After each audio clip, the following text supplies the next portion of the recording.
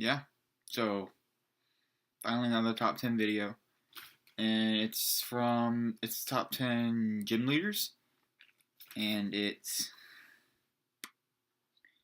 well, I was gonna do it with my friend, but then we did it and their audio recording was really bad. So I'm basically just gonna do it like, but just put my responses and maybe mix some of his in together because we agreed on some. And then he made some points that I thought of, but I needed to leave something. So yeah, there's just else down here. Yeah, so yeah, have fun with this. Finally getting another top 10. I was over at his house and I just wanted to record it, but he's like, nah, I can't. So I'm like, yeah. So anyway, guys, let's go to the video right now. Yeah! Awesome to the max.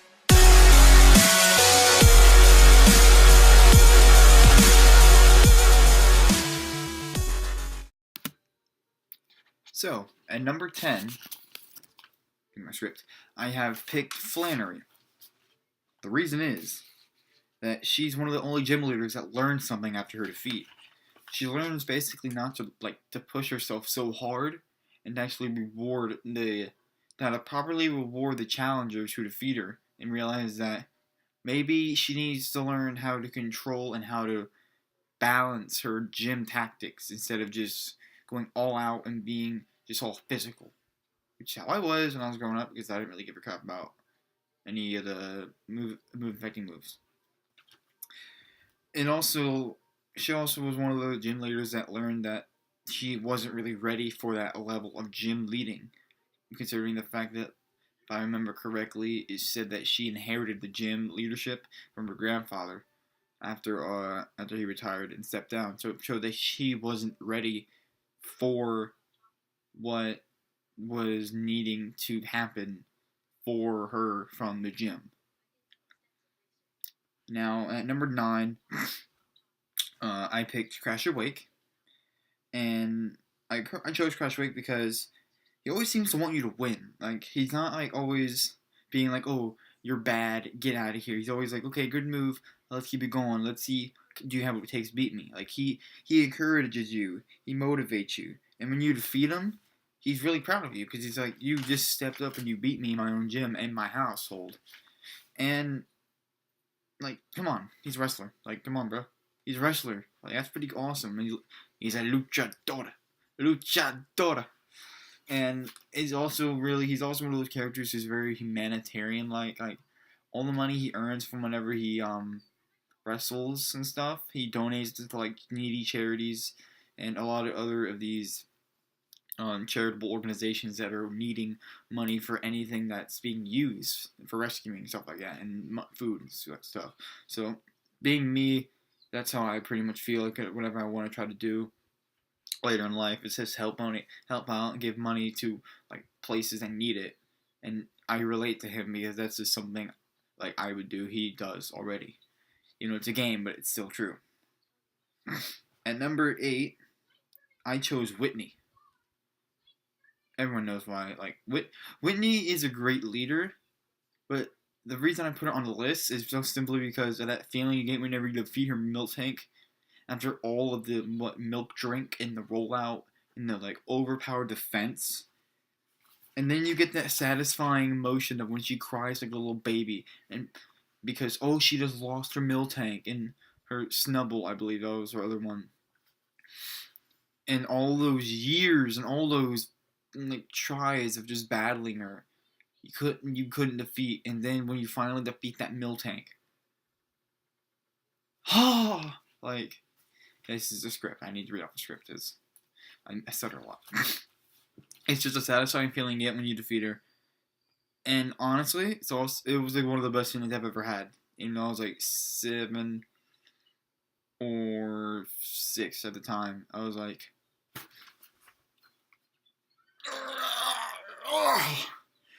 great feeling.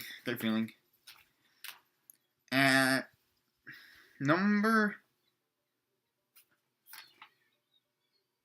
8, 7.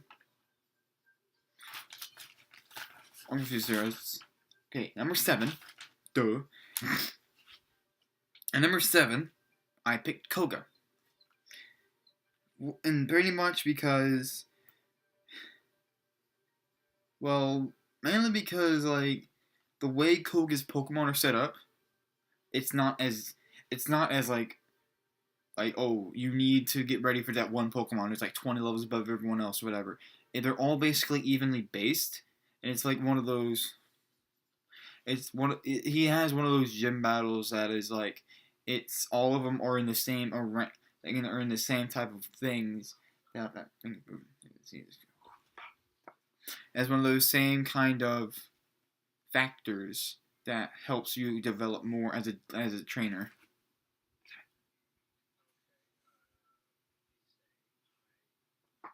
That helps you develop more as a trainer, and also because he's a ninja. Dude, come on, he's an awesome ninja. He just has a nice mask.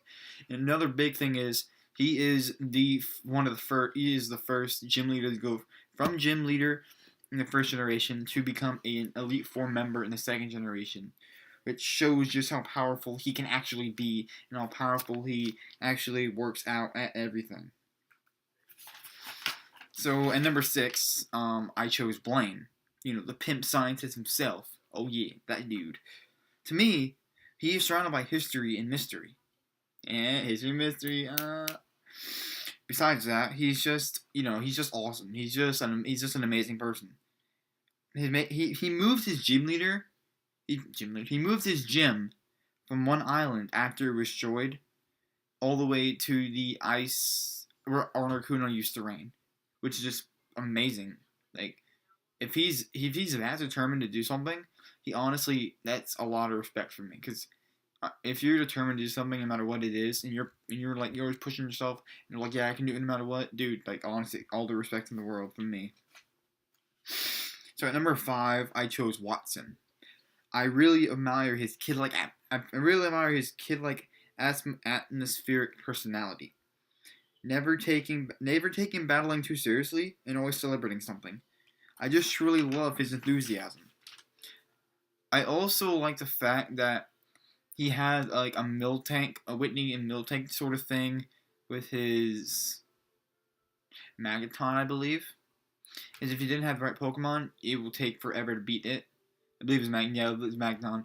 And the fact that he always spammed Shockwave. Okay, was it Magneton something else? I cannot remember. No, he had Voltorb Magneton. Yeah, Magneton. And he always spammed Shockwave. And the fact that you can eat that fact that people think, oh, it's so easy, but if you don't hit the right Pokemon, it's not easy. And considering the fact that it's a Steel Electric type, it is very, very pessimistic to which one you actually have to pick. So at number 4, I picked Norman. I mean, duh, he's a dad. Like he's your in the third generation in Ruby, Sapphire, and Emerald. He is the first dad to appear in any of the Pokemon games. And that is a major factor because finally we see a father. Like, but then again, you see the father, and then there's that overly highly defense Pokemon, just like Whitney's Miltank, freaking Slaking, and his defense. Batman, where are you to help me save the day? Gosh, that thing's overpowered as can be. But honestly, forgetting the problematic dumpster baby that Slaking is, you finally get a father, and us Pokemon fans, we praise Game Freak for finally allowing us this awesome emotion. Like, we have a daddy. We're not just some kind of person who got picked up in an orphanage or something like that. So thank you, Game Freak, for that amazing factor that you have to keep implementing, so because it gets more of a story. That's why the third generation is very memorable for me. At number 3, I put Jasmine. When you first see her, she is caring for the injured Amphamos. If I said that wrong, it's just the way I say it. It's so that she truly cares about the Pokemon. And also, she is the first time you encounter Steel-type Pokemon in the original series. In the original like generation 2. Yes, there was Magnemite and Magneton, but they were classified as electric. And then Generation 2 came around and like, probably wait, it's probably a little bit of a Steel type. Let me just throw it. You go, bam, there you go. Second generation brought in Steel types. and it was a great innovation. And Jasmine was a Pokemon trainer who may have had that very caring side, but also had that steel, the determination that you need to become a gym leader. And also, she's like, I think, one of the very few gyms itself to actually have no other trainers but just the gym leader, which I find very helpful because it's just like you have to battle way more just to get to her. So, yeah. So I really respect that. But at number 2, I picked Wallace. He truly is a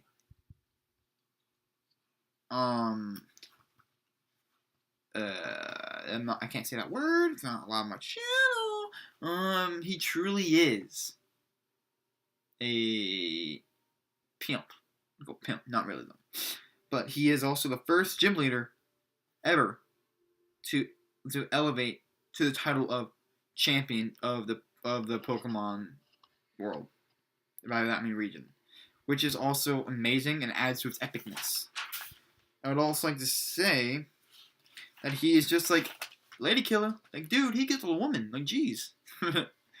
He was like, okay, Wallace was N before N. Oh yeah. But with that, we're gonna go on to number 1, which would for me be Blue. This is because Blue matures tremendously from Red and Blue to Gold and Silver. The games. Personally, to me, it shows how much I grew. Getting the original generation, then getting the second generation, shows my maturity as well. Blue is also a real test before the Elite Four itself. That's why he's my number 1.